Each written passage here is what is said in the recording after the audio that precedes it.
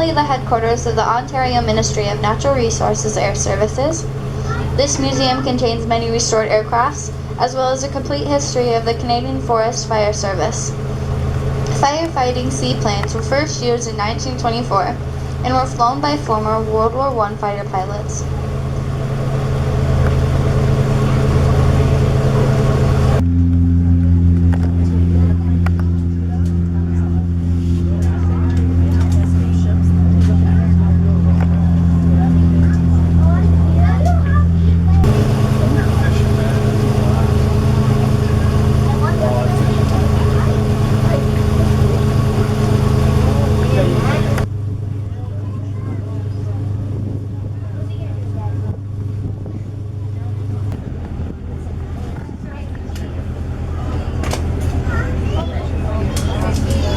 MCM Marine written on the side of it is a floating dry dock.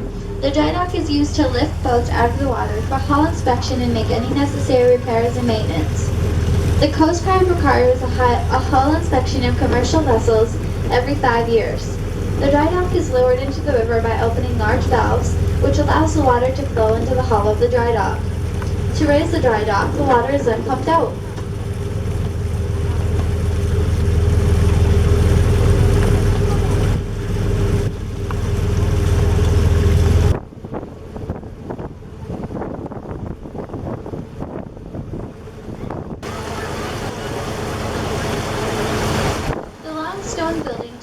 Is the Clovelland Hydroelectric Power Plant. This is an active power plant that was built in 1902 at the cost of $6 million. Sector Soo, one of the largest Coast Guard bases on the Great Lakes. It is comprised of many Coast Guard units as well as Soo traffic.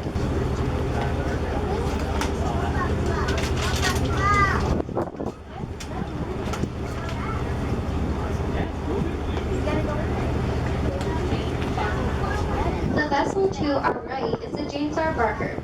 It is 1,004 feet long, its width is 105, and its cargo capacity in tons is 63,300. And it was built in 1976.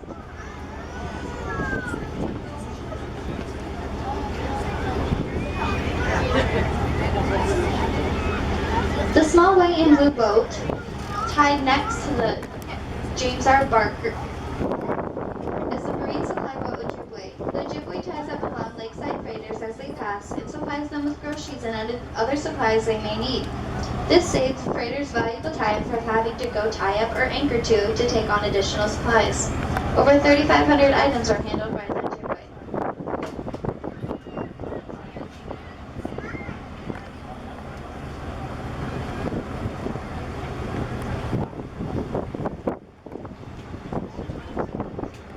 All vessels going through the locks are required to hand in a written report of the amount and height of cargo, as well as many passengers they may have aboard.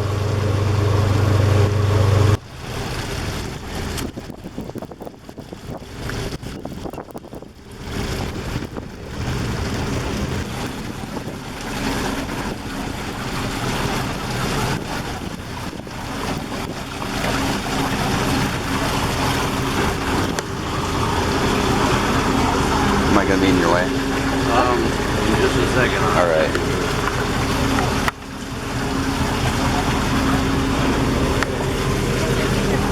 Thanks. No problem. Hello.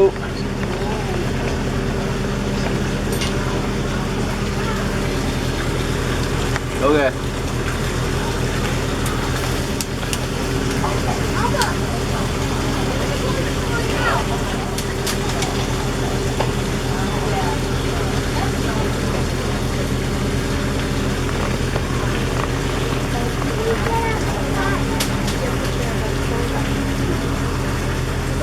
Look behind us, you can see the lower gates beginning to close. The water on the other side of the gates ahead of us is about 3 feet from the top of the gates, 21 feet higher than the water level we're now on. Extending the full length of this lock, and beyond the gates at both ends are large tunnels with a large valve located inside each end. The tunnels run under the floor of this lock and under the gates ahead of us and behind us. To raise us from the Lake Huron water level to the Lake Superior level, the filling valves beyond the gates ahead of us will be open, allowing the higher water on the other side of those gates to flow down under the gates, through the tunnels, and up into the lock, to the openings in the floor of the lock. The emptying valves located inside the ends of the tunnels behind us are closed, so that the Lake Superior water entering this lock cannot escape through the gates behind us to the lower level. The flow of water into this lock is all by gravity, and no pumps are required. Once the water inside the lock reaches the same level as the water on the other side of the gates ahead of us, the gates ahead of us will be opened and we will continue on the tour.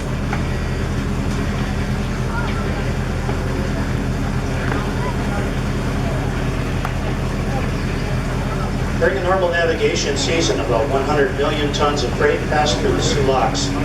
The largest percentage of this freight is taconite iron ore pellets from the mines at the western end of Lake Superior.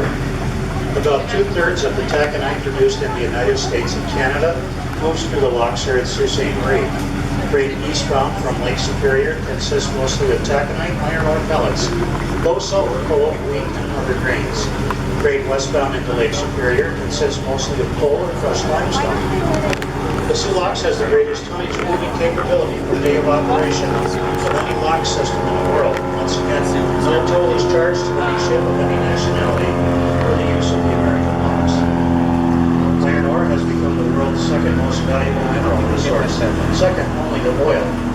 The estimated value of iron ore shipped to the Soo Locks is currently worth $5.4 billion to the U.S. economy. Over 650,000 jobs depend upon iron ore shipments.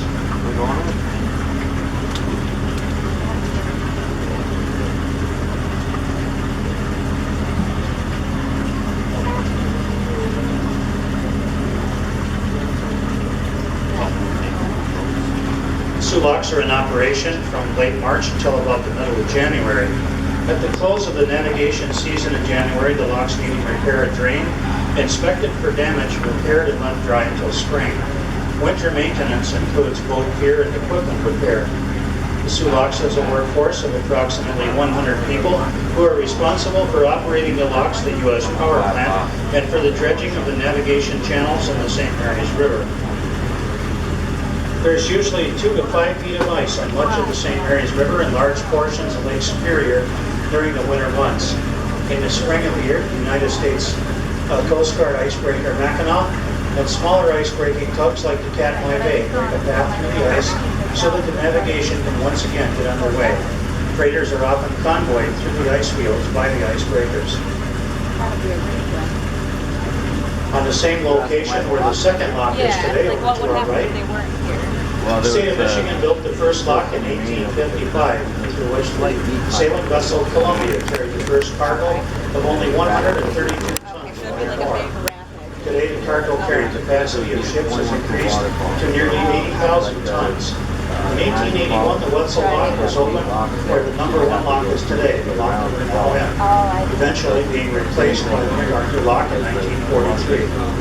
Later, in 1886, the state lock was removed by Civil War General Orlando M. Poe and replaced it with a new lock, which operated from 1896 to 1961. The second lock, or pole, was later expanded to its current size of 1,200 feet long, 110 feet wide, and was reopened in 1969 at a cost of $40 million. Today there are 3 locks in operation, 2 American and 1 Canadian. The Canadian lock, however, is used only for pleasure craft.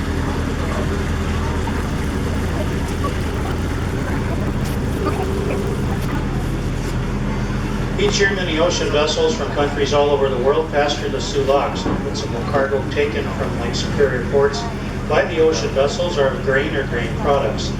An ocean vessel must ascend 602 feet in a stairway with 16 different locks to reach the Atlantic Ocean for Sault Ste. Marie. The first lock is here at Sault Ste. Marie, where a vessel is lowered 21 feet from Lake Superior to Lake Huron.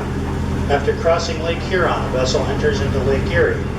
The 8 locks of the Welland Canal, which bypasses Niagara Falls, lowers the vessel 326 feet from Lake Erie to Lake Ontario. The 7 locks at the St. Lawrence Seaway lower a vessel 224 feet from Lake Ontario to the Atlantic Ocean. The remaining 31-foot drop is caused by the natural descent of the lakes and rivers within the remaining system.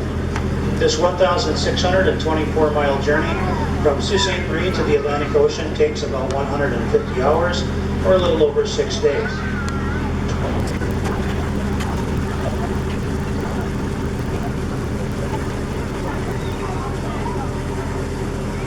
Passengers riding on board our tour boats have asked for additional information on the Soo Locks and other lock and canal systems of the world. We have published a special 112-page book entitled Locks and Ships, answering many of the questions on the Soo Locks, the St. Lawrence Seaway, and the Panama Canal. Included in the book is a listing of American and Canadian freighters, giving their length, width, cargo carrying capacity, and the year that they were built. The book covers the history of this area. It has charts and nautical terms, a section with a short story of the freighter Edmund Fitzgerald and other ships that were lost in November storms in the Great Lakes. It also tells about the historical lighthouses of the area and has a complete copy of our lock tour narration. On page 73 is a color photograph of the vessel you're now on, the Nokomis. In the bookstores of downtown Sault Ste. Marie, the Locks and Ships book sells for $11. We offer them to our passengers out here on the tour boat for only $7, and they're available from either the snack bar up forward on the lower deck or from the pilot house here on the upper deck. If anyone who purchases a copy of the book would like to have the copy signed by the captain or crew, we'd be happy to do that for you at any time during the remainder of the trip.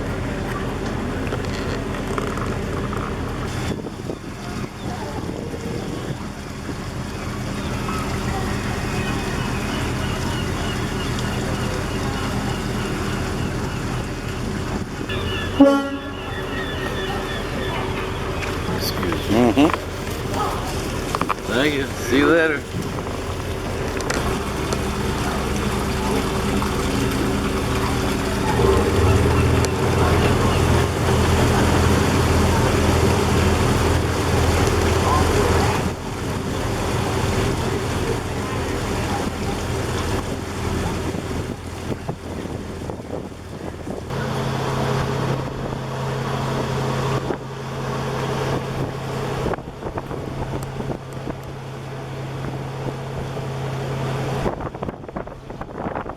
Used to build, cost $20 million, and is nearly 3 miles in length. It connects Sault Ste. Marie, Michigan to our left, to Sault Ste. Marie, Ontario, Canada to our right. The clearance from the bridge to the water is 124 feet.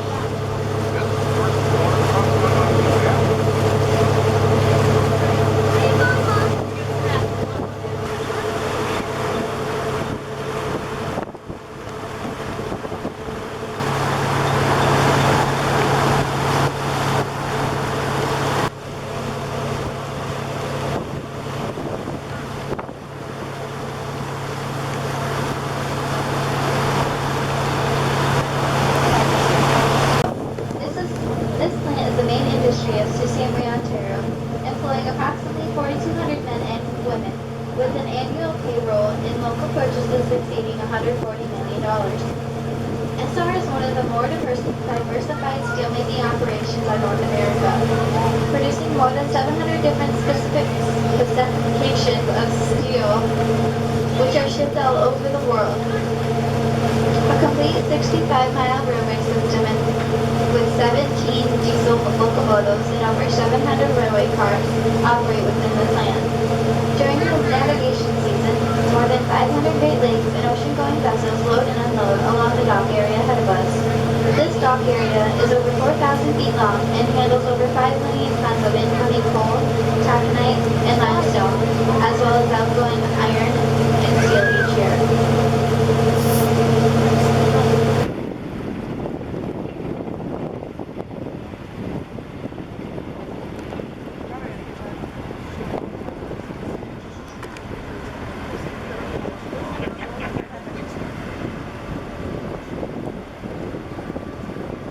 The large steel towers to our left are blast furnaces of the SR steel.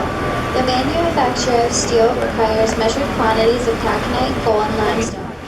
The principal fuel in this operation is coke, which is coal that has been baked in ovens. Molten limestone removes the impurities from both the iron and coke to form slag, which is a waste product. The molten iron then settles at the bottom of the blast furnaces and is transported to the casting machines and other steelmaking furnaces. Additional materials are added to the raw iron to make steel, which is formed into prior shapes on the rolling mills. 2 1/2 tons of iron ore, coke, and limestone are needed to make 1 ton of raw steel.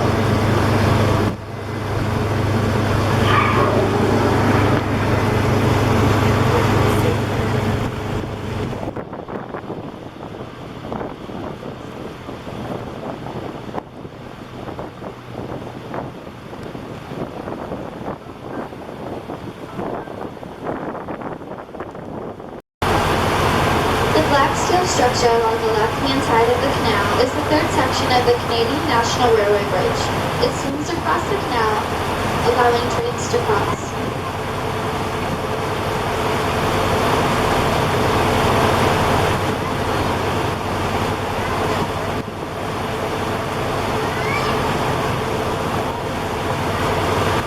The orange steel structure to our left is an emergency dam for the Canadian Canal. It also swings across the canal, and the gates at its upper end are lowered to shut off the flow of the water. This dam was only used once, June 9, 1909, when an accident took place at the Canadian Lock. The Canadian passenger boat Assiniboia was tied at the upper end of the lock, and the American freighter Crescent City was entering the lock behind her. At an instant, the American freighter Harry G. Walker passed through the lower gates of the lock due to a misunderstood engine room signal. When the gates were broken open, the current swept both Assiniboia and Crescent City through the locks at approximately 40 miles per hour. Fortunately, there was no loss of life, although considerable damage was done to the vessels involved.